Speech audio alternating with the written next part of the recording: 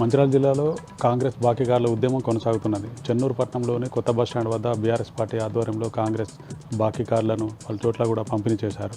కాంగ్రెస్ ప్రభుత్వం 2 సంవత్సరాల్లో ప్రజలకు ఎంత హామీల పేరుతో ఎంత బాకీ పడిందో ప్రజలకు వివరించారు బీఆర్ఎస్ పార్టీ నాయకులు. కాంగ్రెస్ బాకీదారుల ఉద్యమంపై ప్రజల్లో మంచి స్పందన వ్యక్తమవుతున్నది.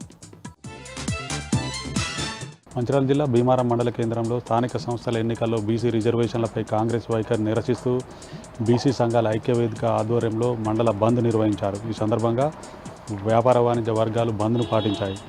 బీసీ సంఘాల ఐక్యవేదిక ఆధ్వర్యంలో జాతీయ రహదారిపై రాస్తా రోకో నిర్వహించారు. ఇరువైపులా కూడా ఎక్కడికక్కడ రాకపోకలు నిలిచిపోయాయి. కాంగ్రెస్ ప్రభుత్వం కావాలనే బీసీ రిజర్వేషన్లను అడ్డుకుందంటూ బీసీ సంఘాల నాయకులు మండిపడ్డారు. కొమరంభీం ఆసిఫాబాద్ జిల్లా కేంద్రంలోని అంబేద్కర్ చౌరస్తా వద్ద స్థానిక సంస్థల ఎన్నికల్లో బీసీ రిజర్వేషన్లపై హైకోర్టు స్టే విధించడంతో బీసీ సంఘాల ఆధ్వర్యంలో ఆందోళన చేపట్టారు.